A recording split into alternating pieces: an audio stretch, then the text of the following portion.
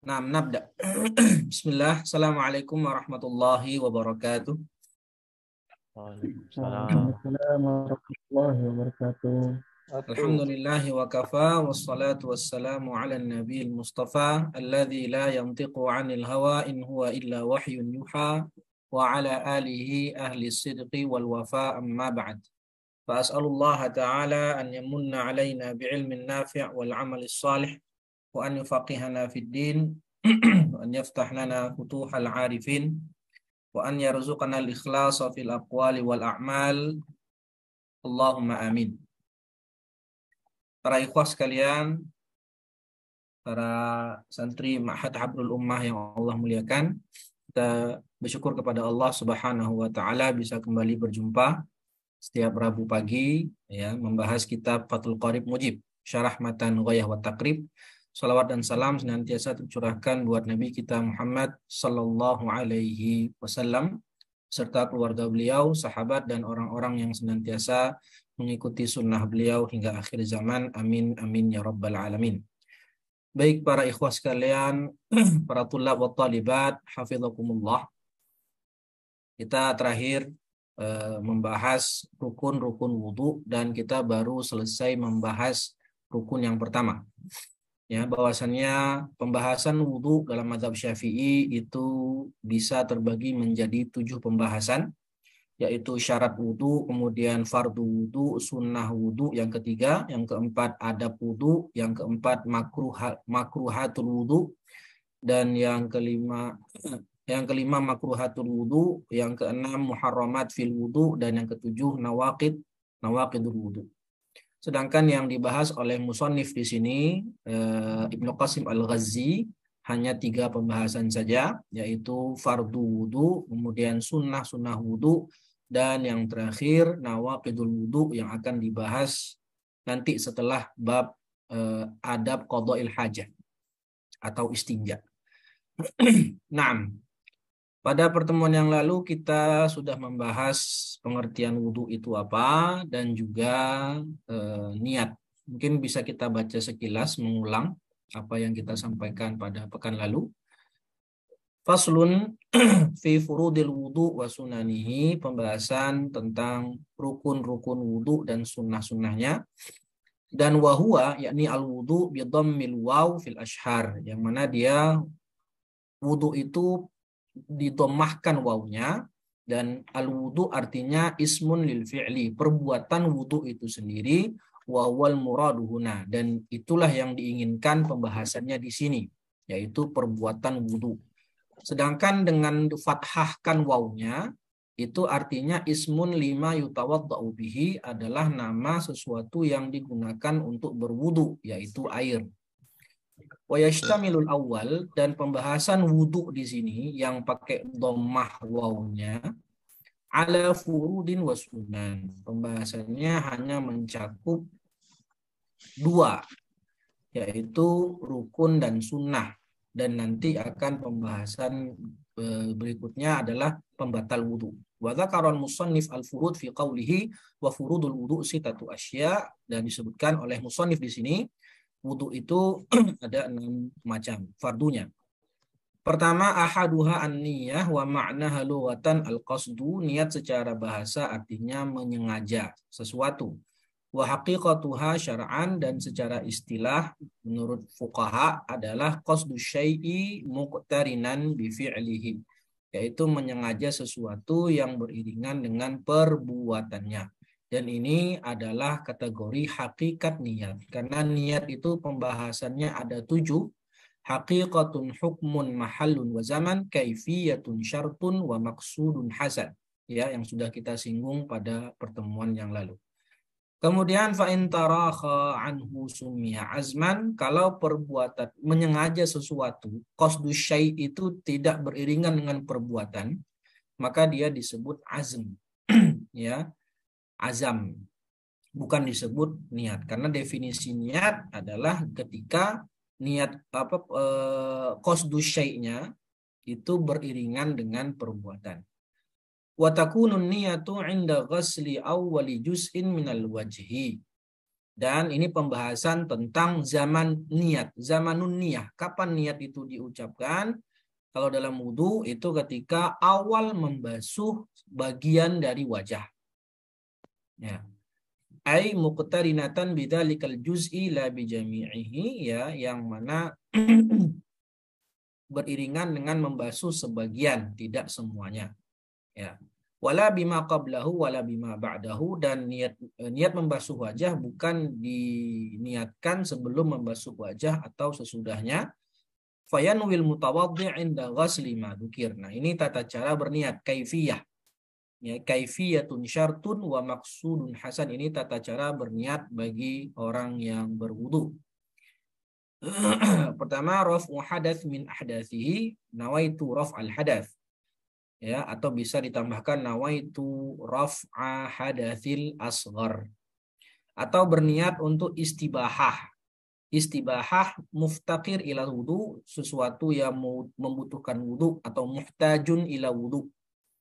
Yang kita sebutkan kemarin ada 4, ya, hal-hal yang membutuhkan wudu, yaitu sholat, dan yang kedua tawaf, yang ketiga menyentuh mushaf, dan yang keempat membawa mushaf. Jadi kalau orang mau niat wudu untuk sholat, nawaitu istibahatas sholah, nawaitu istibahatat tawaf, dan seterusnya. Au yanwi fardal wudu, dan dia berniat atau dia berniat fardal wudu, nawaitu fardal wudu, atau dia berniat wudu saja, nawaitul wudu, itu sudah cukup. Ya, atau berniat taharah anil hadas, nawaitu at-taharata anil hadas, maka ini juga cukup. Jadi total disebutkan di sini oleh musannif ada 5 tata cara berwudu, tata cara berniat dalam berwudu. Tapi kalau dia hanya mengucapkan anil hadas, hanya mengucapkan nawaitu taharah saja, tidak menyebutkan nawaitu at-taharah anil hadas, maka lam yakfi atau lam yasih, tidak sah, karena taharah itu ada yang namanya taharah anil hadas, ada yang namanya taharah anin najasah. Wa idza nawa ma yu'tabaru min hadhihi niyyat wa syaraka ma'ahu niyata tanadzufin aw tabarrudin sahha wudu'uhu. Kalau dia menggabungkan niat yang 5 tadi plus niat yang lain seperti niat untuk menyegarkan badan atau niat untuk membersihkan badan, maka juga sah. Karena 2 hal tadi akan didapatkan meskipun tidak diniatkan. Wallahu a'lam bishawab. Kalau kita baca dalam kitab lain, itu kitab Nailur Raja, niat-niat yang diucapkan tadi itu niat untuk orang yang salim, ya, orang yang artinya tidak mengalami daimul hadas, tidak mengalami hadas yang terus-menerus, seperti orang yang yang kencingnya keluar terus-menerus, ya, beser. Ya, ada orang yang terkena penyakit, dia selalu keluar air kencing, nggak bisa ditahan. Atau istihadah, wanita yang keluar darahnya terus-menerus. Orang yang seperti ini disebut oleh ulama fikih sebagai daimul hadas. Nah, orang yang daimul hadas, kalau berwudu niatnya apa? Dia tidak boleh menggunakan niat di antara 5 di atas, kata sebagian ulama. Ya, jadi kalau orang yang kena daimul hadas, dia nggak bisa berniat nawaitu raf'al hadas, nggak bisa, karena hadasnya dia terus-menerus berhadas. Orang yang kena penyakit beser tadi atau yang istihadah, dia kan statusnya selalu berhadas, nggak bisa dia, karena itu penyakit. Maka ini ada uzur dan diberikan rukhsah oleh syariat. Nah, kalau dia berwudu, niatnya tidak bisa nawaitu raf'al hadas, karena hadasnya selalu ada. Tapi niatnya kata ulama nawaitu istibahah. Nah, sama istibahah, menggunakan hanya pembolehan saja, istibahah as-shalah.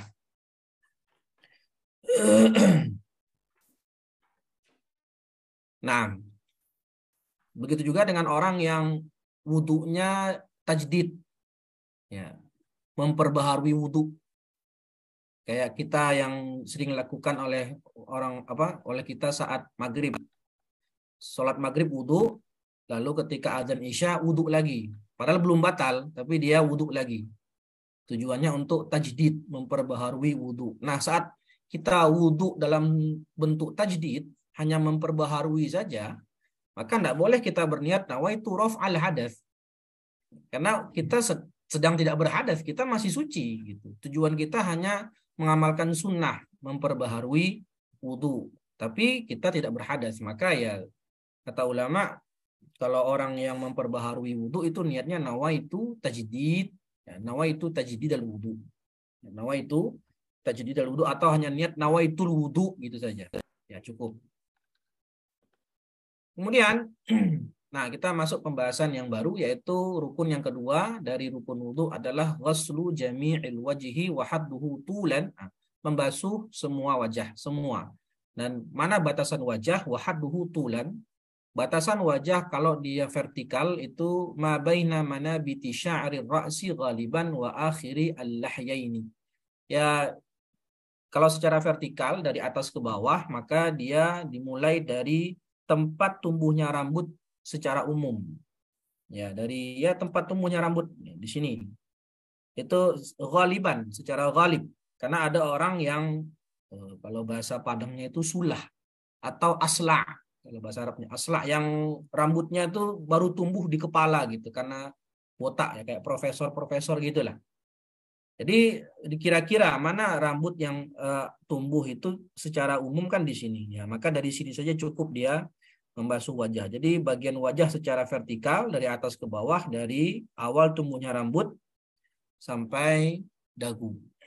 Ya, sampai di bawah dagu atau dagu sini. Tempat tumbuhnya jenggot lah.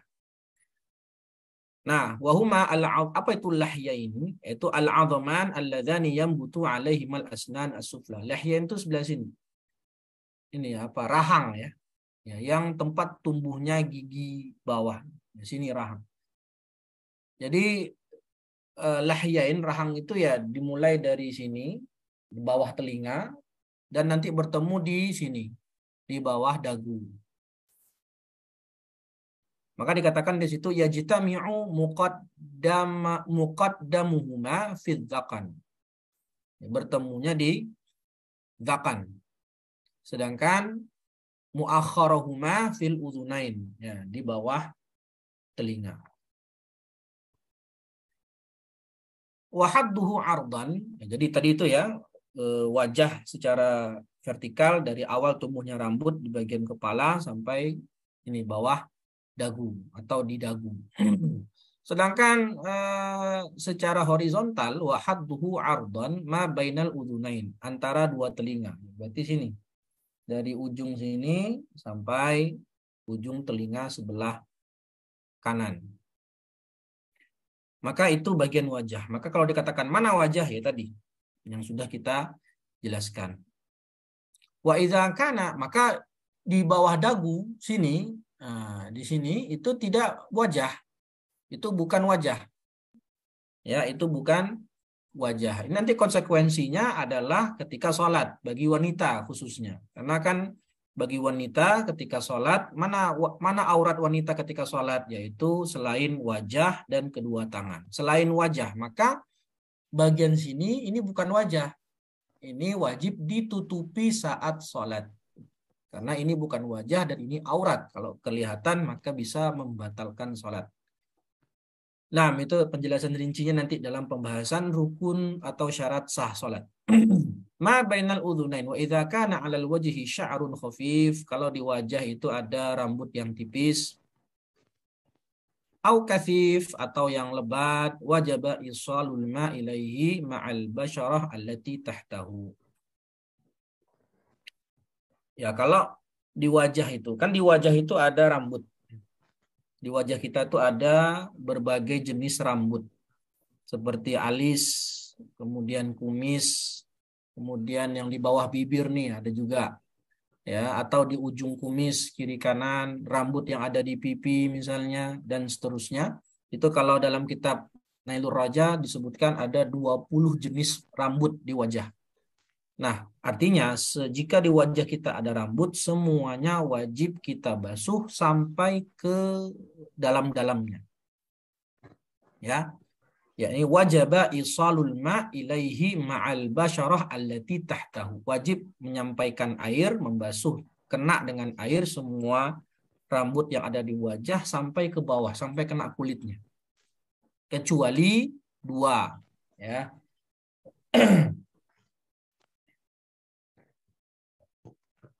Kecuali dua jenis rambut, yaitu jenggot sama jambang.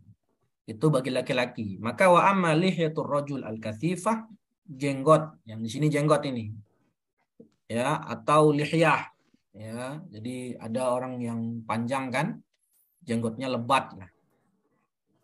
Maka kalau laki-laki mempunyai jenggot yang lebat tadi, bagaimana kategori lebat? Di alam yaral mukhatabu basyarataha min khilaliha. Yang mana kalau ada orang yang sedang bercakap-cakap dengan dia, ya kan, orang kalau berbicara itu kira-kira jarak antara dia dengan orang tadi kira-kira 1,5 meter. Nah, dari jarak segitu dikira-kira lihat jenggotnya itu lebat atau tidak, itu dari mana taunya? Kalau kulit di bawah jenggot tadi tidak kelihatan karena tertutup jenggotnya yang lebat, maka itu disebut lebat. Tapi kalau jenggotnya itu kelihatan kulit bawahnya, maka itu disebut tipis. Nah, itu dobitnya.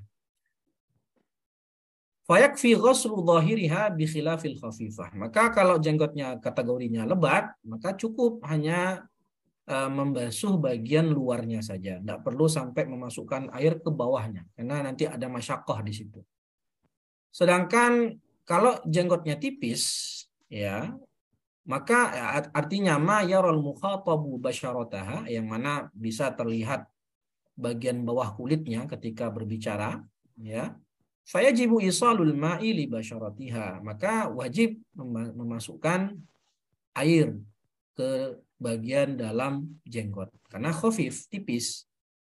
Ya, jadi rumusnya di wajah itu kata ulama ada 20 jenis rambut dan semuanya wajib dibasuh baik dia tebal maupun tipis kecuali jenggot dan jambang. Kalau tebal maka wajibnya hanya cukup membasuh luarnya saja tanpa perlu bagian dalamnya. Sedangkan kalau tipis itu wajib luar dan dalam. Ini khusus bagi laki-laki. Punten Ustadz, Ya.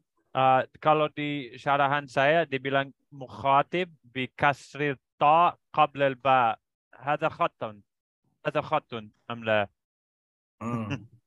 Mukhatib itu orang yang berbicara. Ini Ustadz bilang mukhatab ya, jadi dia Oh. bi fathil ta ya.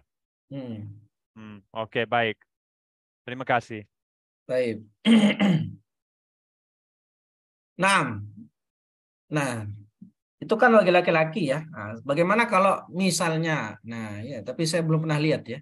Kalau ada perempuan yang berjenggot atau khunsa, bikhilafi lihyatil mar'ah wal khunsa. Khunsa itu ya bukan banci ya. Khunsa itu orang yang memiliki alat kelamin ganda yang mana kedua-duanya aktif. Tapi itu kejadian amat sangat jarang. Tapi di sini beliau menyebutkan kalau yang hanya cukup membasuh bagian luarnya saja itu bagi laki-laki. Tapi kalau ada perempuan atau khunsa yang memiliki jenggot meskipun tebal, fayajibu isalul ma' li basyaratihima walau kathufa. Wajib dia membasuhkan air sampai ke dalam-dalamnya meskipun jenggotnya tebal. Ya, tapi saya tidak tahu apakah di zaman beliau itu ada perempuan yang berjenggot tebal, wallahu a'lam. Ya, cuman saya pribadi belum pernah melihat wanita berjenggot tebal seperti laki-laki. Wala budda ma'a ghaslil wajhi min ghasli juz'in min ar-ra's warraqabah wa ma tahta dzaqan. Nah, ketika membasuh wajah, selain membasuh area wajah yang tadi sudah disebutkan batas-batasannya, maka wajib juga membasuh sebagian area di luar wajah seperti kepala dan tengkuk dan yang di bawah dagu. Tujuannya apa? Tujuannya supaya basuhan wajah tadi sempurna. Karena kita kalau ingin membasuh wajah secara sempurna, mau nggak mau harus membasuh bagian luar wajah sedikit supaya memastikan semua bagian wajah tadi terbasuh dengan sempurna. Dan ini sebagaimana kaidah fikih yang terkenal, ma la yatimmul wajib illa bihi fahuwa wajib. Ya, sesuatu yang tidak sempurna hal yang wajib karenanya, maka sesuatu itu menjadi wajib. Taib, itu bagian wajah. Kemudian rukun yang ketiga adalah ghuslul yadaini ma'al mirfaqain. Membasuh kedua tangan sampai siku. Fa illam yakun lahu mirfaqan, ya, maka jika orang tadi diciptakan tidak mempunyai siku, misal dia punya tangan tapi tangannya tidak mempunyai siku, maka bagaimana menentukan sikunya? Ya dikira-kirakan saja. Dikira-kirakan siku lelaki dewasa. Jadi dikira-kira ya sampai sini. Ya, dikira-kira sikunya sampai mana. Itu kalau Allah menciptakannya tanpa siku. Wa yajibu ghaslu ma 'alal yadaini min sya'ar, sama dengan wajah tadi. Yang namanya membasuh itu wajib membasuh apa yang ada di atas kedua tangan sampai siku tadi, termasuk rambut atau sil'ah, yaitu daging yang tumbuh, atau kalau kita mungkin bentuknya kayak kutil begitu. Wa isba'in zaidah, atau jari yang bertambah. Artinya jarinya tidak 5. Di satu tangan itu jarinya 6 misalnya.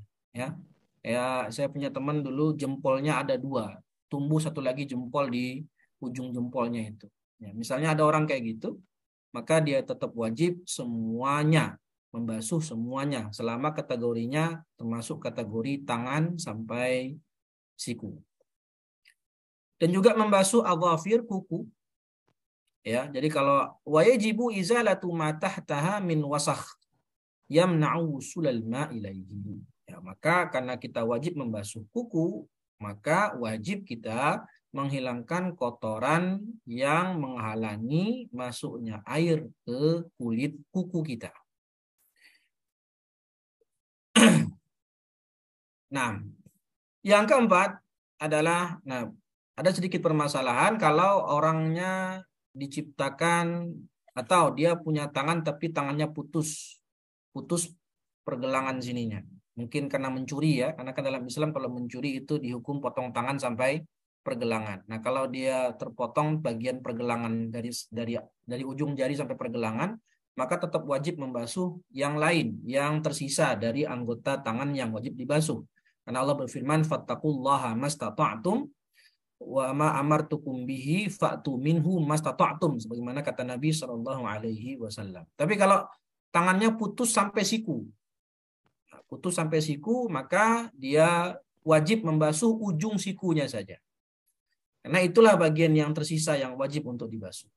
Sedangkan kalau ada orang tangannya putus sampai atas siku, maka tidak wajib apapun. Dan hanya disunahkan baginya untuk membasuh bagian ujung lengannya tadi yang tersisa. Keempat, mashu ba'dir ra's, membasuh sebagian wajah. Ya, ini pendapat mazhab Syafi'i dalam membasuh, kepala. Mashu ba'dir ra's, membasuh sebagian kepala, sebagian saja. Ya. Mazhab Syafi'i itu mazhab yang paling ringan dalam hal membasuh kepala ketika berwudu. Karena hanya sebagian, meskipun satu helai rambut. Bahkan kalau hanya setengah rambut, misalnya. Yang penting dia bagian rambut kepala, maka sudah dikatakan sah wudunya. Ini kategori minimal. Min dzakarin au untha au khunsa. Baik itu rambut laki-laki, perempuan atau khunsa, au mashu ba'dhi sya'rin fi haddir ra's. Atau kata beliau kan, tidak membasuh kepala, setengah kepala atau setengah rambut. Bukan selai tapi setengah helai di rambut selama rambutnya itu masih kategorinya rambut bagian kepala. Artinya ya, maka kalau kita lihat ya, saya juga sering lihat itu sebagian orang wudunya kalau pakai peci kayak saya begini, itu kalau wudu pas masuk kepala cuman diangkat pecinya dikit, terus ambil air, basahkan tangan, kemudian dia giniin doang nih jambulnya tuh, diginiin doang jambulnya. Maka ini mengikuti mazhab Syafi'i sah, karena kan bagian jambul ini bagian rambut yang di area kepala. Yang tidak boleh adalah kalau ada orang rambutnya panjang. Kayak siapa? Kalau rambutnya itu sampai ke sini, ya menutupi jidat, ya terus dia ambil air, dia basahkan tangan, kemudian dia basuh di ujung jidatnya ini. rambut yang tadi menjulur sampai ke bawah, sampai ke jidat, dia basuh yang di sini, bukan bagian kepala. Maka ini tidak sah. Kenapa? Karena itu bukan fi haddir ra's, bukan bagian di area kepala rambutnya. Ya, begitu pula kalau wanita rambutnya panjang, dia membasuhnya di ujung rambut yang bawah, maka tidak sah. Jadi harus rambut bagian atas, meskipun hanya sehelai atau setengah helai. Dan tidak mesti wala tata'ayyanul yadu lil masah, enggak mesti harus pakai tangan. Bal yajuzu bi khirqatin wa ghairiha. Bisa menggunakan benda lain, pakai tisu. Tisu kita basahin, ini tisu misalnya. Ya, ini tisu kita basahin air, celupin ke air, terus taruh ke atas kepala. Sah. Atau ambil pulpen, celupin ke air, kemudian kita teteskan dikit begini, maka itu sudah dinyatakan membasuh kepala, mengusap kepalanya sah. Walau khasala ra'sahu badala mashihi. Nah, kalau ini lebih lagi ya, kalau bahasa kitanya lebay. Kan kepala itu cukup mengusap. Perintahnya mengusap, ya. Tapi kalau ada orang tidak mengusap, tapi dia mengguyur kepalanya, mungkin lagi kepanasan atau bagaimana. Tidak sekedar mengusap, tapi dia mengguyur, membasuh kepala sebagai ganti dari mengusap, maka apakah itu boleh? Boleh, jaza. Karena membasuh itu mashun wa ziyadah. Wa kadza law wada'a yadahu al-mablulah wa lam yuharrikha jaza. Begitu pula kalau dia membasah tangannya, dia tempelkan di kepalanya begini saja.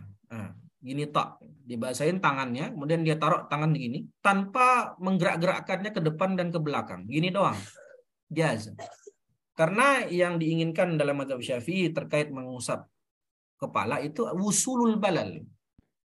Ya, sebagaimana dalam Nailur Raja itu wusulul balal, sampainya basahan itu ke kepala. Jadi kalau dalam mazhab Syafi'i ini termasuk mazhab yang paling ringan. Kalau dalam mazhab Hanafi, setahu saya itu seperempat kepala. Kalau dalam mazhab Maliki dan Hambali itu mengusap kepala itu harus semua kepala, itu wajib, tidak boleh sebagian saja. Nah, wal khamis, sedangkan yang kelima, rukun yang kelima, ghaslur rijlaini ma'al ka'bain, membasuh kedua kaki sampai mata kaki. Idza lam yakunil mutawaddi labisan lil khuffain. Ya, kalau orang yang berwudu tadi tidak memakai khuf, berarti mafhum mukhalafahnya kalau dia memakai khuf maka dia mukhayyar. Ya, fa in kana labisahuma. Kalau dia menggunakan khuf, nanti kita akan bahas khuf itu di pembahasan tersendiri. Atau bahasa gampangnya sepatu, ya, alas kaki. Ya, kalau dia menggunakan khuf pada kakinya, maka dia mukhayyar, memilih di antara dua wajib. Wajib alaihi mashul khuffain, wajib dia mengusap khuf, atau ghaslur rijlaini, atau membasuh kedua kakinya. Ya, boleh dia sekedar mengusap di atas khuf, atau bisa juga dia melepas sepatunya dan mengusap kedua kakinya. Nah, ini namanya wajib mukhayyar. Ya. Ada dalam usul fikih itu namanya wajib muayyan dan wajib mukhayyar. Ya, kalau wajib muayyan itu ya nggak bisa dipilih, harus dikerjakan. Seperti sholat dan puasa Ramadan. Sedangkan wajib mukhayyar, ya ini contohnya tadi. Memilih wajib, tapi boleh memilih wajib yang ini atau wajib yang itu. Sebagaimana puasa dulu kan wajib mukhayyar. Dulu pas awal-awal syariat puasa itu muncul, orang itu memilih boleh puasa atau boleh memberikan makan it'am.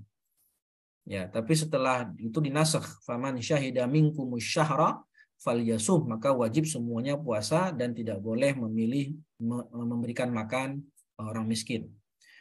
Begitu pula wajib mukhayyar, contohnya yang lain adalah kafaratul yamin, membayar kafarat sumpah. Itu memilih antara memberikan 10 fakir miskin, memberikan makan 10 fakir miskin, atau memberikan pakaian 10 fakir miskin, atau membebaskan budak. Taib, itu pembahasannya usul fikih ya. Wa yajibu ghaslu ma 'alaihima min sya'rin wa sil'atin wa isba'in zaidah.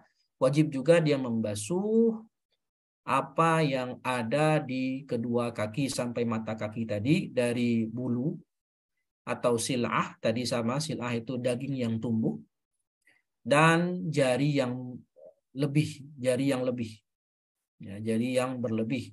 Kama sabaqa fil yadaini, sebagaimana yang telah lewat di pembahasan membasuh kedua tangan, sama. Jahit. Dan begitu pula tadi sama dengan membasuh wajah, kaidah ma la yatimul wajib illa bihi fahuwa wajib, maka kita wajib membasuh sebagian sedikit, diambil sedikit bagian yang di luar anggota fardu tadi.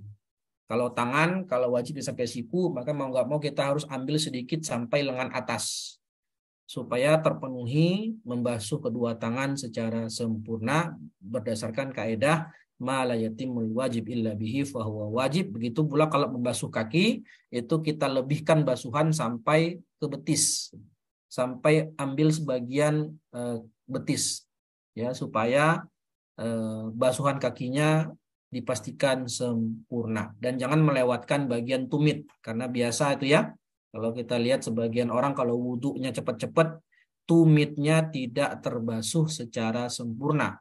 Atau orang yang kakinya pecah-pecah.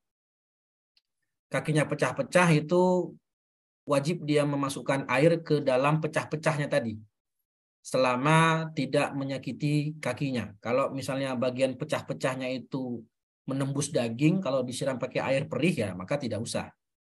Itu menyakiti diri namanya, nggak usah. Tapi kalau tidak, ya artinya kakinya pecah-pecah, kalau disiram pakai air nggak apa-apa, nggak masalah. Maka harus memasukkan air ke bagian pecah-pecahnya itu. Termasuk kalau di kakinya itu ada tanah, ya, mungkin yang sering ke sawah ya, kan pecah-pecah kakinya itu tumitnya, ya. Maka kan biasanya ada di sela-sela kaki pecah-pecahnya itu ada tanah, maka dibersihkan, disiram, dibersihkan supaya semua kulit kaki itu terkena air. Wasadis yang keenam, rukun yang keenam yang terakhir adalah tartib, ya, urut, ya, urut fil wudu. Alama ay alal wajhi alladhi dzakarnahu fi addil furud, ya. Urut pertama membasuh wajah, kemudian baru membasuh kedua tangan sampai siku, lalu mengusap sebagian kepala, dan yang terakhir membasuh kedua kaki. Urut. Falau nasiyat tartib, kalau dia lupa, ya, kalau dia lupa dia berurutan wudunya, maka lam yakfi, tidak cukup, alias wudunya tidak sah, karena tidak melakukan salah satu rukun wudu. Walau qasala arba'atun a'dha'ahu duf'atan wahidah bi'idnihi. Nah, kalau dia membasuh semua anggota wudu yang 4 tadi secara berbarengan. Ya, misal ada raja minta tolong sama pengawalnya 4 orang, yang satu membasuhkan wajah, yang satu membasuhkan kedua tangan, yang satu mengusap kepala, yang satu membasuh kedua kaki. Tapi dilakukan serentak. Jadi semuanya tadi dibasuh dalam waktu bersamaan, duf'atan wahidah, maka ini yang sah wudunya hanya wajahnya saja. Maka dia wajib mengulang lagi, mengulang dari membasuh kedua tangan. Karena yang sah cuman wajahnya saja. Dikatakan di situ irtafa'a hadatsu wajhihi faqat. Maka yang sah hanya wajahnya saja. Baik. Dalam mazhab Syafi'i juga tartib ini kan rukun, tapi ada 2 keadaan sebagaimana kata ulama Syafi'iyah, 2 keadaan yang mana tartib ini tidak mesti. Boleh nggak tartib? Alias tartib ini hilang dalam berwudu, tapi wudunya sah. Nah, ada 2 keadaan pengecualian. Itu sebagaimana disebutkan dalam Nailur Raja, walau ghatasa fi ma'in walau qalilan nawiyan sahha wudu'uhu. Kalau ada orang yang dia nyemplung ke dalam air, meskipun airnya itu sedikit, kurang 2 kula, dan meskipun dia menyelamnya hanya sebentar saja, ketika menyelam dia berniat untuk wudu, maka ketika dia keluar dari air tadi, wudunya sah. Karena di situ kata ulama, tartibnya tartib takdiri. Ya, tartibnya takdiri, dikira-kirakan. Itu keadaan pertama. Keadaan yang kedua, tartib hilang, tidak ada tartib dalam wudu itu kalau seseorang lagi junub, lalu dia mandi junub. Mandi junub niat untuk mengangkat hadas besar. Maka ketika dia mandi junub, otomatis hadas kecilnya juga ikut terangkat. Maka orang yang sudah mandi junub, dia sudah mengangkat hadas besar dalam tubuhnya, dari tubuhnya, plus hadas kecil. Maka orang yang sudah mandi junub itu sudah boleh langsung sholat tanpa harus berwudu kembali. Kenapa? Karena hadasnya sudah terangkat dengan mandi junub tadi. Nah, ini ada dua keadaan dalam mazhab Syafi'i menurut ulama Syafi'iyah yang mana tidak perlu tartib dalam berwudu. Ustadz, Ya. mohon bisa diulang sekali lagi yang bagian orang yang menyelam atau orang yang menyemplung. Saya takut salah dengar. Ya. Belum pernah dengar itu sebelumnya. Ini menarik sekali. Ya, jadi itu disebutkan dalam kitab Nailur Raja, Mas Justin ya. Itu disebutkan di sini kata penulis kitab Nailur Raja itu Syekh Ahmad bin Umar Asy-Syatiri, walau ghatasa fi ma'in walau qalilan nawiyan sahha wudu'uhu wa illam yamkuth zamanan yas'u tartibal haqiqi iktifaan bitaqdiri. Nah, di sini kalau ada orang nyelam misalnya di bak ya, kan ada kita punya kamar mandi itu ada bak biasanya. Yang bak itu kan tidak sampai 2 kulah, artinya airnya sedikit. Ada orang nyemplung di bak tadi, menyelam, artinya kan seluruh tubuhnya masuk ke dalam air, sebentar saja. Tapi ketika menyelam itu, dia niat wudu, nawaitu raf'al hadath misalnya. Dia menyelam 2 detik aja, sebentar banget. Kemudian dia keluar. Maka kata ulama ini sudah mencukupi wudunya, alias wudunya sah. Karena di situ dikatakan tartibnya tartib takdiri, iktifaan bit takdiri. Bukan tartib hakiki, bukan tertib secara hakikat sebagaimana yang kita kerjakan seperti biasa. Jadi di sini itu tidak tartib secara hakiki, tapi tartibnya takdiri dikira-kira. Jadi kalau di bathtub, misalkan di kami ada yang namanya bathtub, kalau di sini belum bathtub, umum. Ya, tapi jadi kalau orang nyemplung dalam bathtub dengan niat seperti itu keluar, dia itu udah sah wudunya. Sudah Kalau sah. bisa sholat. Sudah bisa sholat. Masya Allah. Ya, Jazakumullah. Nah, yaitu pengecualian ya. Keadaan pengecualian dalam berwudu yang menghilangkan rukun tartib. Tapi apa kurang afdol? Atau sama saja kan tidak bisa menutupi aurat, jadi mungkin sah tapi tidak afdol, atau bagaimana Ustadz? Ya, kalau wudu kan nggak mesti harus nutup aurat sebenarnya. Yang penting rukun dan syarat wudu tadi terpenuhi. Ya, rukun dan syarat terpenuhi maka sah. Tapi kalau dikatakan kurang afdol ya tentu lebih baik kita wudunya tartibnya hakiki, bukan tartib takdiri sebagaimana nyemplung tadi. Jadi tetap lebih baik, tetap milih yang ya oke, baik. Jazakumullah Ustadz. Ya, Baik, masih ada waktu sekitar 15 menit lagi. Ya, kita lanjutkan ke pembahasan sunnah. Wa sunanuhu ay al-wudu 'asyratu asya, 10. Ya, apakah hanya 10? Ya, jelas tidak. Bahkan sebagian ulama itu sampai menulis sunnah wudu itu bisa 50 lebih. 50 sunnah wudu. Ya. Bahkan kalau dalam kitab, kita baca di kitab At-Taqriratus Sadidah, karya Syekh Ahmad bin Kaf itu bisa sampai ratusan ya sunnah wudu itu. Cuman yang masyhur, dan itu yang disebutkan oleh musannif di sini, ada 10. Wa fi ba'dhi nusakhil matan, dan di sebagian matan itu disebutnya asyratu khisal. Apa saja sunnah wudu yang 10 itu? Satu adalah membaca bismillah. Aqalluha bismillah. Minimal membaca bismillah itu ya bismillah, itu minimal. Sedangkan yang sempurna wa akmaluha bismillahirrahmanirrahim, sebagaimana yang termaktub dalam Al-Qur'an. Fa in taraka tasmiyah fi awwalihi, kalau dia lupa atau sengaja tidak membaca bismillah di awal wudu, maka atabiha fi asna'ihi, tetap dia dianjurkan untuk mengucapkan bismillah di pertengahan wudu. Dikiaskan dengan makan gitu kan. Kalau kita makan kan bismillah dulu, bismillahirrahmanirrahim. Makan. Tapi kalau kita lupa membaca bismillah saat makan, di awal makan, ya udah nanti ketika masih di pertengahan makan kita tetap mengucapkan bismillah, bismillahi awwalahu wa akhirahu kan gitu. Atau bismillahi fi awwalihi wa akhirihi. Begitu pula dengan wudu.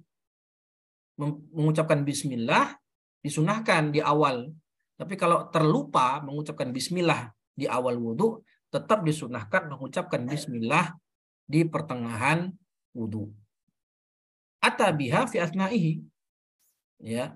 Fa in faragha minal wudu lam ya'ti biha. Kalau sudah selesai dari wudu, maka sudah hilang waktu kesunahan mengucapkan bismillah. Nah, pertanyaannya, kapan kita dikatakan selesai wudu? Ulama Syafi'iyah khilaf. Imam Ar-Rafi'i mengatakan selesai wudu itu kalau sudah selesai membasuh kedua kaki. Jadi kalau seseorang sudah selesai membasuh kedua kaki, maka dia dihitung wudunya selesai dan sudah tidak ada lagi kesunahan mengucapkan bismillah karena waktunya sudah terlewat. Tapi kalau menurut ulama Syafi'iyah yang lain, pendapat yang kedua, itu wudu itu dikatakan selesai setelah dia berdoa setelah wudu. Nah, itu baru dikatakan selesai. Ya, ala kulli hal di sini berarti tetap kita disunahkan untuk mengucapkan bismillah meskipun sedang berada di tengah-tengah wudu. Dikiaskan dengan makan. Bismillahi awwalahu wa akhirahu. Membaca bismillah ketika kapan? Ya ketika membasuh kedua tangan. Ya, baca. Jadi sambil membasuh kedua tangan itu sekalian berbarengan dengan mengucapkan bismillah. Wa ghaslul kaffain, membasuh kedua tangan, ilal ku'ain qabla al-madmadah, sebelum kumur-kumur ya, membasuh sampai pergelangan, pergelangan. Wa yaghsiluhuma thalathan in taraddada fi tuhrihima, dan membasuh kedua tangan tadi 3 kali kalau kita ragu-ragu akan kesuciannya. Qabla idkhalihima al-ina, sebelum kita masukkan tangan kita tadi ke dalam bejana yang berisi air yang kurang dari 2 kullah. Al-mustamila ala ma'in dunal qullatain. Fa illam yaghsilhuma, kalau kita tidak membasuh kedua tangan tadi sebelum memasukkannya ke dalam air, kurihalahu ghamsuhuma fil ina. Makruh kita masukkan tangan kita ke dalam air langsung tanpa membasuhnya terlebih dahulu. Wa in tayaqqana tuhrahuma lam yukrah lahu ghamsuhuma. Tapi kalau kita yakin tangan kita itu suci, tidak ada najis di sana, maka itu mubah, tidak makruh untuk memasukkannya ke dalam air. Di sini kalau kata Syekh Labib, di sini ada iskal. Ya, jadi kalau mau dirinci lebih jelas, sebenarnya itu ada 2 rincian. Membasuh kedua tangan itu bisa dibagi keadaannya, pertama saat wudhu. Dan yang kedua, saat bangun dari tidur. Sebagaimana hadis yang masyhur ya. Yang mana kata Nabi apa? Idza stayqadha ahadukum min naumihi fala yaghmis yadahu fil ina hatta yaghsila thalathan. Ya, au kama qala. Li'annahu la yadri aina batat yadu, karena dia tidak mengetahui di mana tangannya itu gentayangan saat tidur. Jadi membasuh kedua tangan ini dibagi menjadi 2 kondisi. 1, ketika wudhu. Kedua, ketika bangun dari tidur dan hendak memasukkan tangan ke dalam air. Nah, kalau membasuh tangan untuk wudhu atau saat wudhu itu sunnah secara mutlak. Baik kita yakin tangan kita itu suci, atau kita ragu-ragu tangan kita itu suci atau tidak. Itu dalam wudhu. Artinya sunnah secara mutlak. Tidak ada tafsil. Tidak ada rincian. Yang ada rincian itu kalau membasuh tangan ketika bangun tidur dan akan memasukkan tangan ke dalam air, ke dalam bejana yang kurang airnya dari 2 kulah. Di sini baru ada tafsil atau rincian. Kalau kita yakin tangan kita suci, maka hukumnya mubah memasukkan tangan ke dalam bejana berisi air yang kurang dari 2 kula. Kalau yakin tangan kita suci, karena kita kan bangun tidur ya. Tapi kita yakin, mungkin kita ikat tangan kita ketika tidur gitu, dan tangan kita itu tidak kemana-mana, di atas perut aja, ya. Jadi kita yakin selama tidur tangan kita itu tidak kemana-mana, tidak megang kemana-mana.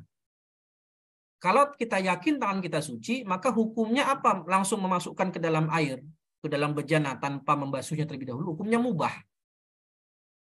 Tapi kalau kita ragu tangan kita ini tangan saya ini suci atau tidak, kena najis apa tidak saat tidur, sebagaimana hadis Nabi kan, fa innahu la yadri aina batat yaduh, dia nggak tahu tangannya itu semalam kemana, megang apa nggak tahu.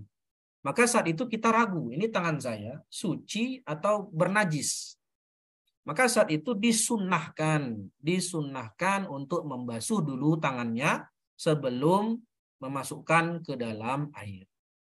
Yang keadaan ketiga, kalau dia yakin tangannya itu ada najis, yakin, maka haram dia langsung memasukkan ke dalam air yang berisi bejana air yang kurang dari 2 kula, haram. Karena nanti akan membuat airnya menjadi air mutanajis karena kurang dari 2 kula. Jadi itu rinciannya begitu. Ya, maka dikatakan di sini wa yaghsiluhuma salasan in taraddada fi tuhrihima. Kalau dia ragu, ini tangan saya suci apa tidak? Ini kasusnya bukan di wudhu. Kalau wudhu itu sunnah secara mutlak membasuh kedua tangan. Baik, semoga dapat terpahami ya rinciannya. Kemudian berkumur-kumur dan istinsyak. Ini sepaket ya.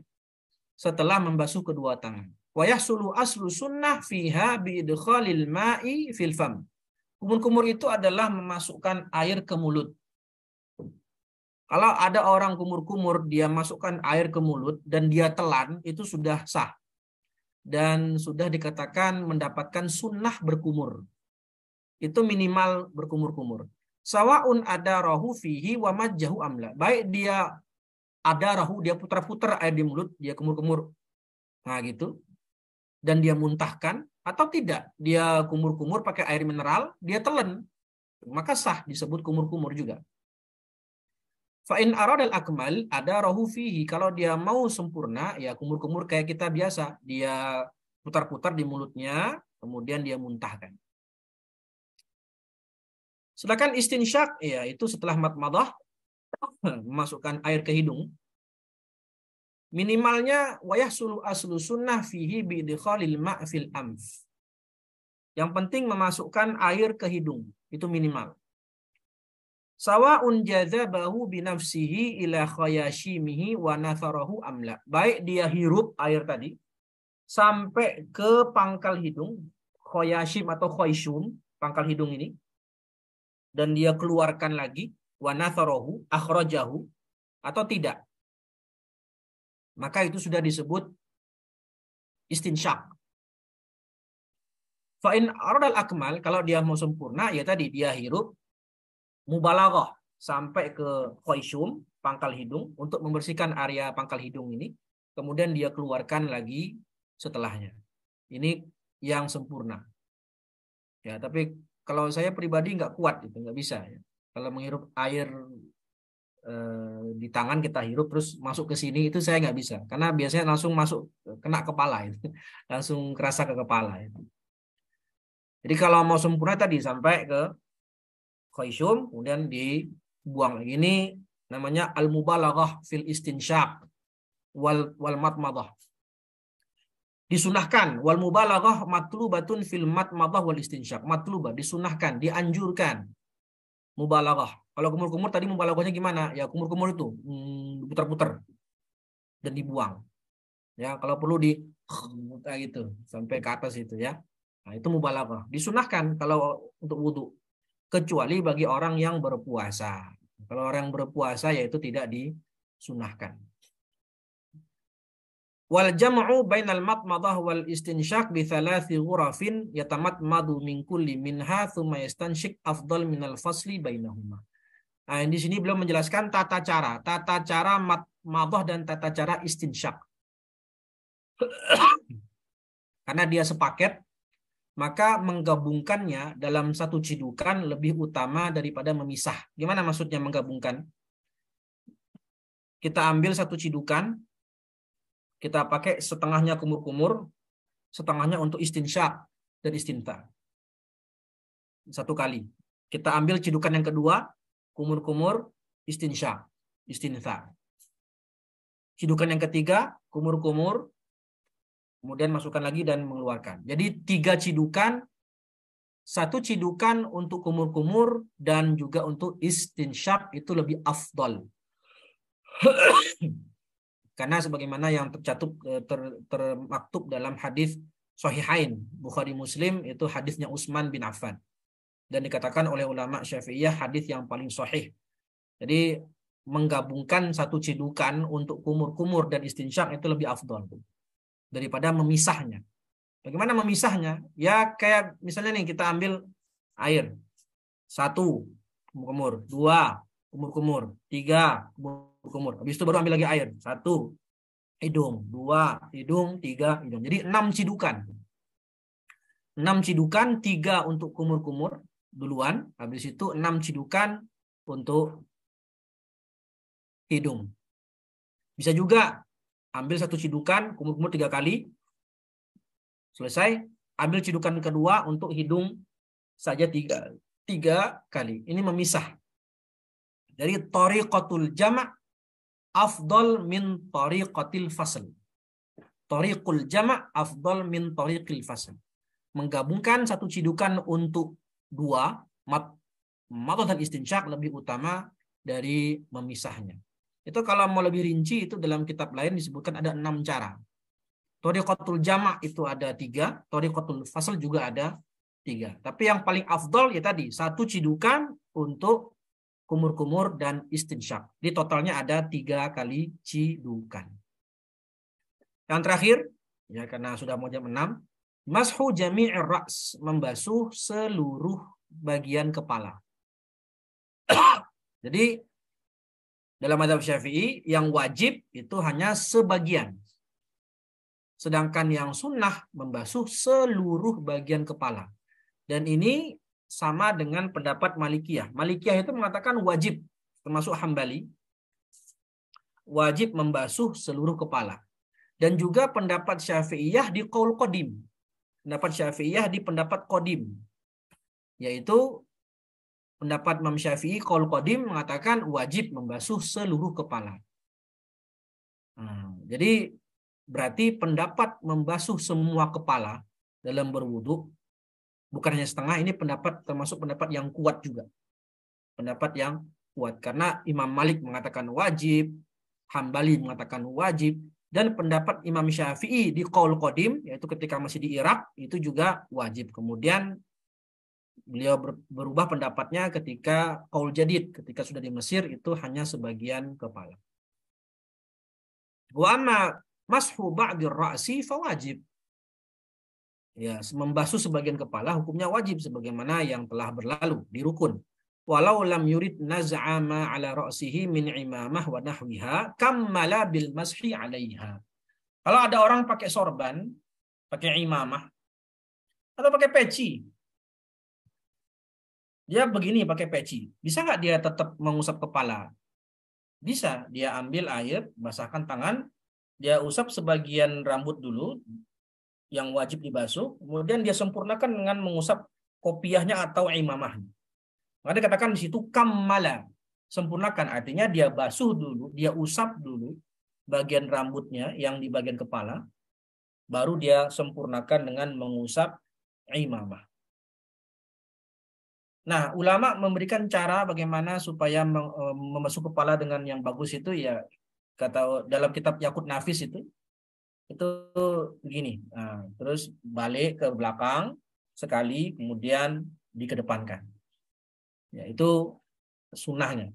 Jadi mengusap seluruh bagian kepala adalah perkara sunnah dalam madhab Syafi'i. Berbeda dengan Hambali dan juga Maliki. Wallahu a'lam bishawab. Baik, masih ada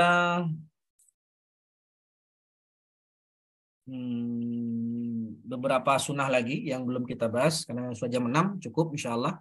Kita lanjutkan di pertemuan berikutnya sekaligus kita membahas adab qada'il hajah. Adab istinja. Sebelum kita masuk ke pembahasan pembatal-pembatal wudhu. Insyaallah kita akan selesaikan pekan depan insyaallah. Baik, mungkin cukup sekian yang bisa kita bahas, yang bisa kita sampaikan. Apakah ada pertanyaan? Saya Ustaz izin Ustaz. Taib. Coba saya baca dulu yang ada di ini ya, di message.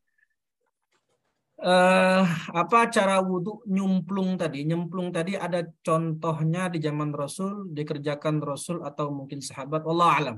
Ya, saya belum baca. Nanti mungkin saya akan coba lihat dalilnya. Bagaimana kok bisa muncul pendapat demikian di kalangan ulama Syafi'iyah. Apa Ustadz? Kembali lagi ke yang tadi. Jadi itu kan ma'ul bahri kan termasuk air yang suci dan menyucikan ya. Air apa? Air ma'ul bahr. Air laut. Ya, air laut. Sebagaimana dimaktubkan di sini. Berarti kalau orang misalkan adus yang mau satu Muharram atau apa, pokoknya ada tradisi di sini diperdebatkan juga, tapi ada tradisi di Sunda, mungkin di Jawa juga ada. Seandainya orang itu berniat untuk wudhu, itu bisa sah wudhunya kalau dia nyemplung dalam air laut, ya. Iya, sah. Sebagaimana pendapat ulama Syafi'iyah tadi. Masya Allah. Cuman mau memastikan ya. Makasih Ustaz.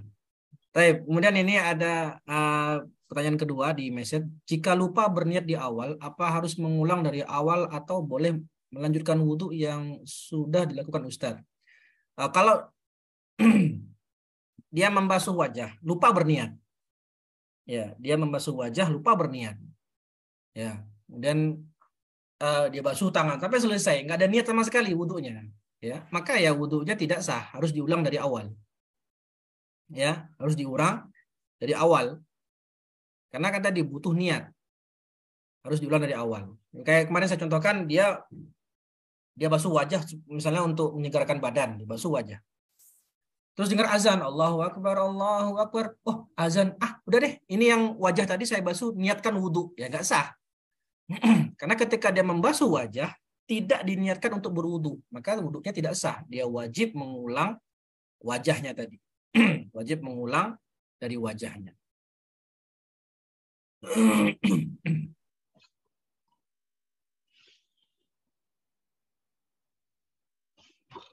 Ustaz, apakah ada sunnah-sunnah dalam wudhu ia juga harus dilakukan secara tertib seperti kumur-kumur, istinsyak, dan dibolak-balik?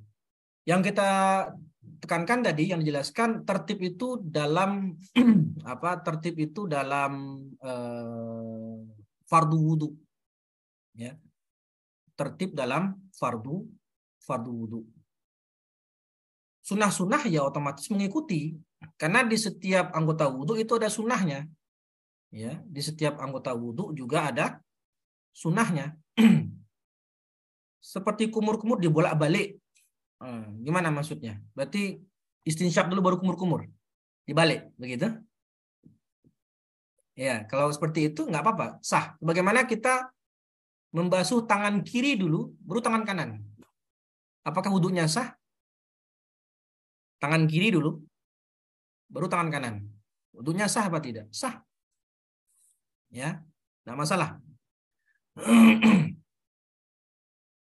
Jadi yang wajib tartib itu adalah di antara rukun ke rukun. Di antara rukun ke rukun. Tapi kalau tadi istinsyak dulu baru kumur-kumur.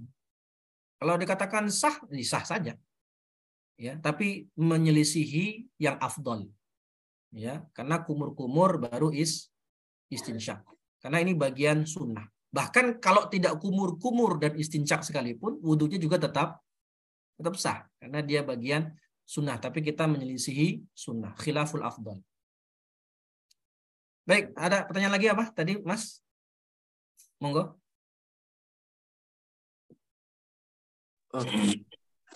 Saya Ustaz. Oke, Mas Agung silakan. Itu terkait tadi sebenarnya terkait kalau mungkin dalil yang sampai ke kita itu mandi besar, karena memang mandi besar itu adalah isul ma ila jamil badan, kemudian itu dibolehkan tinggal nyemplung ke laut dan kemudian diniati, karena ya artinya itu secara dalil masuk, secara akli mungkin juga masuk, karena kalau mandi besar memang harus seluruh jasad baca harus basah semua. Nah, termasuk ini Ustadz, kadang itu ada keraguan-keraguan, termasuk nanti minta dicarikan mungkin dalilnya. Tapi dulu saya pernah ada teman yang bertanya, kalau mandi artinya wudhu itu kan perkara yang ta'abudi gitu maksudnya.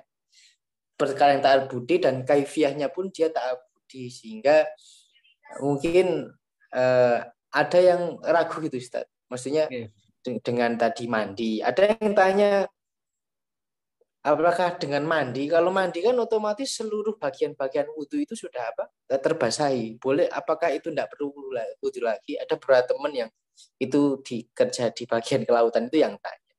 Artinya kemudian ketika itu saya jawab, ya karena itu berangkat dari Al-Quran yang qot'i, dan kemudian kaifiahnya itu saya kira juga ta'abudi, sehingga ya tidak bisa karena kaifiahnya sudah ditentukan. Seperti itu Ustaz, mungkin ya untuk bisa. Jadi ini ada kaidah fikih yang mengatakan ma'aujaba a'zamal amraini bi khususihi lam yujib al-adna bi umumihi. Sesuatu yang sudah terkena kewajiban yang lebih besar itu tidak lagi terkena kewajiban yang lebih ringan. Gimana maksudnya? Contohnya gini. Kita permasalahan contohnya kayak zina. Zina itu kan dalam Islam kalau berzina dalam artian secara syariat ya sampai masuk bertemu dua kemaluan, itu kan dalam Islam kalau dia muhsan maka dirajam sampai mati, tapi kalau dia ghairul muhsan itu dicambuk 100 kali. Nah, bagaimana dengan orang yang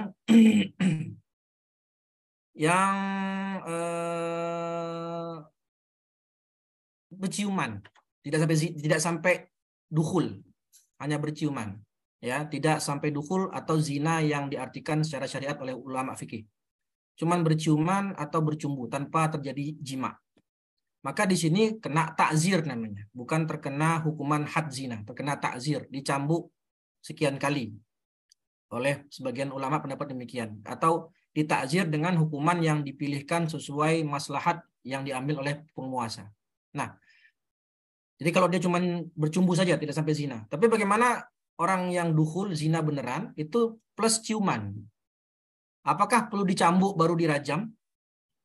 Kata ulama enggak usah. Ya, cukup rajam aja. Karena dia sudah terkena kewajiban yang lebih tinggi. Terkena kewajiban yang lebih tinggi, cukup rajam aja. Nah, begitu. Begitu pula kasusnya nanti dalam pembahasan keluarnya mani. Keluarnya mani itu tidak membatalkan wudhu, tapi mewajibkan mandi. Nah, jadi kalau ada orang keluar mani dalam keadaan sadar, dia berwudhu nih, sudah berwudhu, kemudian mungkin dia menghayal yang tidak-tidak, nah, sampai keluar dia inzal dia, maka orang ini terkena hadas besar, wudhunya tidak batal. Maka cukup dia mandi saja, ya, cukup dia mandi saja. Atau ada orang yang tidur sekaligus mimpi basah, maka dia terkena hadas kecil plus hadas besar, kan gitu.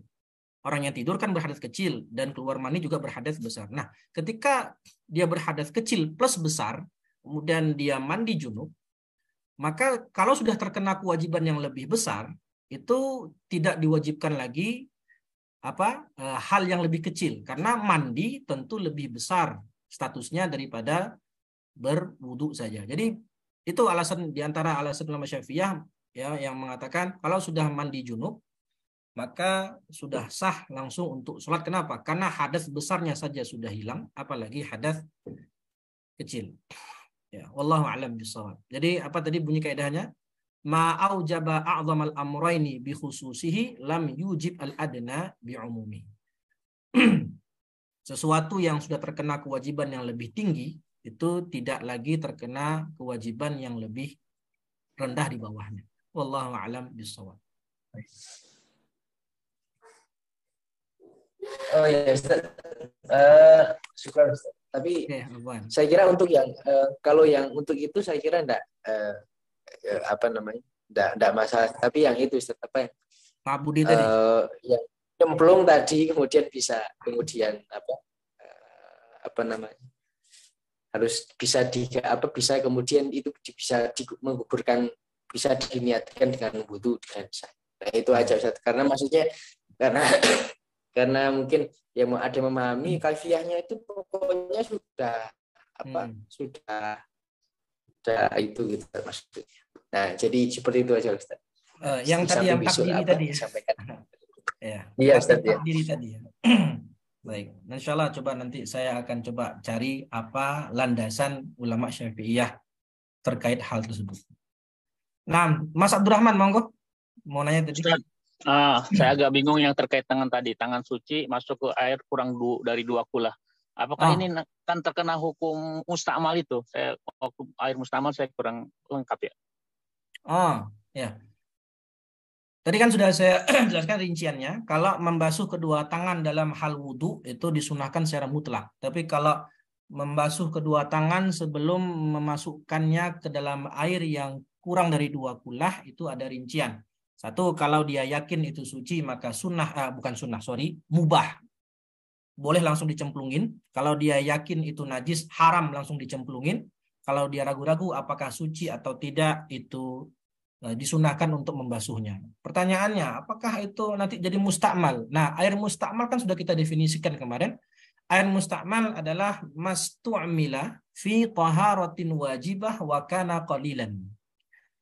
Air yang digunakan untuk taharah yang wajib dan kurang dari 2 kulah. Ketika kita memasukkan, kalau kita yakin tangan kita suci nih, ya, ada ember yang kurang 2 kulah, kita masukin tangan kita ke dalam ember tadi. Terus kita keluarin. Pertanyaannya, air di ember tadi, apakah jadi mustakmal atau masih air tohur, suci mensucikan? Oh, karena sunnah ya, sunnah tadi ya. Enggak, kan? Tadi saya nih bangun tidur nih, saya nggak mau wudhu. Saya nggak mau wudhu, saya cuma ingin membasuh kedua tangan aja. Karena bangun tidur, mungkin bangun tidur siang misalnya, atau ya, saya habis zuhur tidur, bangun jam 2. Ya. Saya mau mencuci tangan aja, habis bangun tidur, saya mau masukkan tangan ke dalam bejana, ke dalam ember. Dan saya yakin tangan saya suci. Yakin. 100% suci.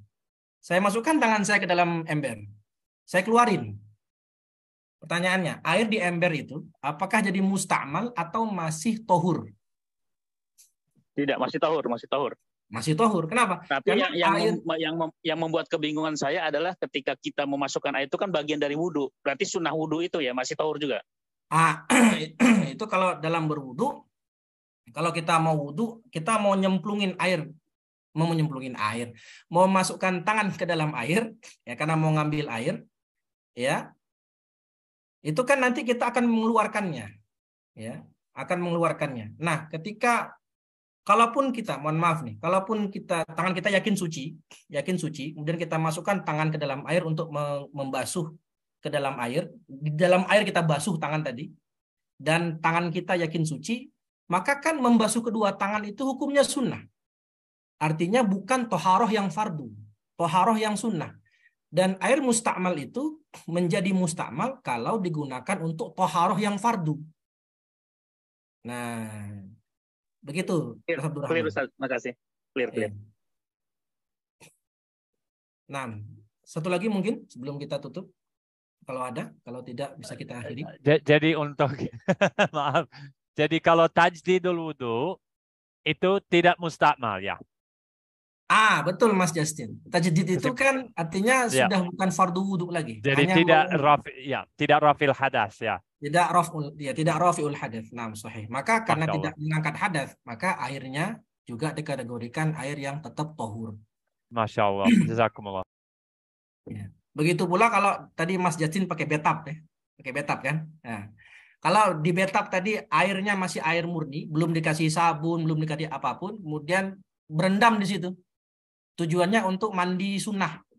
Berendam di situ untuk mandi sunnah. Terus keluar dari bak tadi, dari bathtub tadi. Nah, air bekas rendaman tadi hukumnya apa? Tidak mustakmal, masih Tidak tohur. Karena masih tohur. Karena dipakai untuk toharoh yang sunnah, bukan toharoh yang fardu. Luar biasa. Baik, mungkin cukup sekian yang bisa kita jelaskan, kita bahas bersama-sama. Insya Allah yang belum bisa saya jawab nanti akan saya carikan di literatur yang ada. Wallahu ta'ala wa'alam. Kita cukupkan dengan membaca hamdalah dan doa kafaratul majlis. Alhamdulillah rabbil alamin. Subhanakallahumma wa bihamdika. Asyhadu an la ilaha illa anta. Astaghfiruka wa atubu ilaih. Wassalamualaikum warahmatullahi wabarakatuh. Waalaikumsalam.